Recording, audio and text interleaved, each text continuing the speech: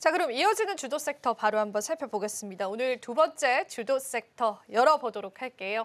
재건 쪽입니다. 와, 이게 사실 어제가 기회였나라는 생각이 좀 들 정도로 오늘 또 트럼프의 또 다른 발언이 있었습니다. 젤렌스키 대통령이 이제 협상에 준비가 된 것 같다. 굉장히 긍정적으로 또 서한을 보내왔다고 하죠. 네네. 이제 다시 판도가 바뀌는 것 같습니다. 오늘 또 이 주도 섹터 뽑아주신 이유 있을까요? 근데 사실 어제 재건의 흔들림은 그게 지나고 나서 말씀드려서 정말 죄송하지만은 크게 흔들릴 이유가 없어요. 왜냐하면은 결국 트럼프 의도대로 되지 않을까요? 젤렌스키가 그렇게 자리를 박차고 나간다 해서 본인한테 도움이 되는 건 지금 없습니다. 나갔잖아요. 그래가지고 지금 이전에 제가 이 말씀드린 거 기억나세요? 러시아는 질 수 없는 싸움을 하고 있고 우크라이나는 이길 수 없는 싸움을 하고 있다고 이해하고 있잖아요. 그러면 지금 어쨌든 이 우크라이나 그리고 러시아가 팽팽하게 지금 맞서고 있는 상황이잖아요. 물론 물론 자세하게 들여다보면 러시아가 좀 우세하게 진행되는 부분도 있어요. 근데 뉴스에는 너무 이제 우크라이나가 선방하는 것처럼 나오고 있거든요. 사실 그렇지는 않아요. 그렇지는 않고 러시아가 약간 우세했거든요. 왜냐하면은 저기 돈바스크라 저쪽 제가 지명이 이름 기억이 안 기억이 나는데 안 나시죠? 지역으로 얘기할게요. 우크라이나의 서남쪽 같은 경우는 도네츠크 그 세 개 지역 있잖아요.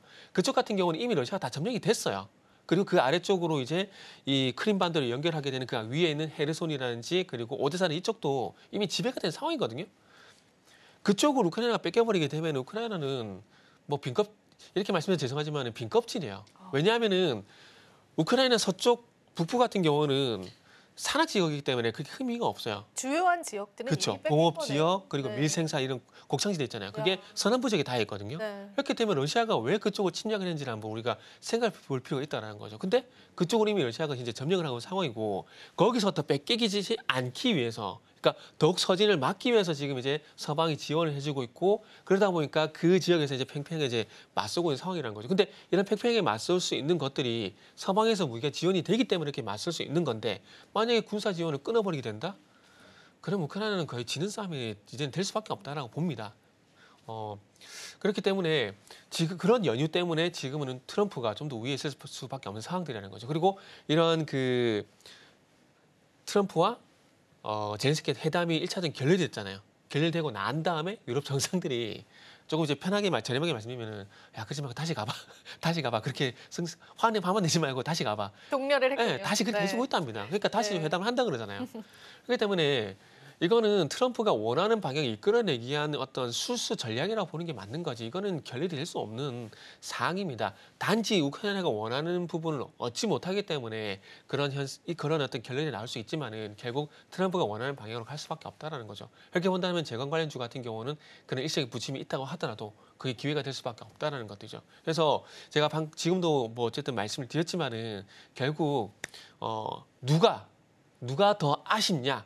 라는 관점에서 바라보게 되면은 어제 어떤 하락은 그렇게 만약에 재건 테마가 끝이 났다면 이게 달라지겠지만은 그게 아닌 상황에서는 그런 부분들은 일시적인 변동성이라 보는 게 맞는 것들이죠. 그리고 오늘 이제 재건 관련된 종목들이 전반적으로 좀 상대적으로 강하거든요. 강한데 앞으로 그런 것도 좀 봐야 될 것 같아요.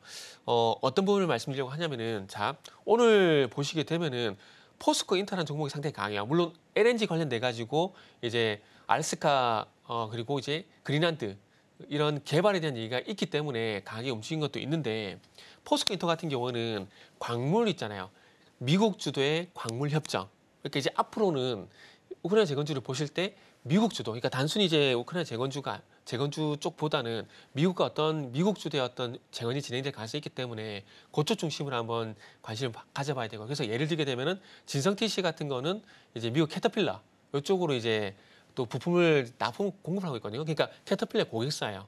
그러면은 이제 미국 쪽과 연관시켜서 볼 수 있는 많은 종목이 될 수 있는 거고요. 그리고 광물 협정을 보게 되면은 또 광물 개발 관련된 또 여러 가지 종목들이 앞으로 나올 거거든요. 그런데 포스코 인터를 제가 왜 말씀드리냐면은 포스코 인터 같은 경우는 작년 7월 달에 우크라이나 도로복구 사업에 대해서 협정을 이미 맺은 상황이고 거기다가 리튬이라든지 이런 광물 개발을 했을 때 수혜가 될 가능성이 있기 때문에 포스코 인터 같은 종목들은 봐야 된다는 거죠. 그래서 앞으로 아마 이런 종목들이 많이 나올 건데 그런 종목들을 우리가 한번 나오게 된다라면은 이 우크라이나 재건 테마 안에서도 순환매가 발생됐구나라는 생각을 하고 새로운 어떤 신상론이라는 관점에서 한번 말씀드려볼게요. 신상론이라는 관점에서 새로운 수혜들이 나오게 되면 그쪽에 대해서는 반드시 좀 관심을 가져야 된다.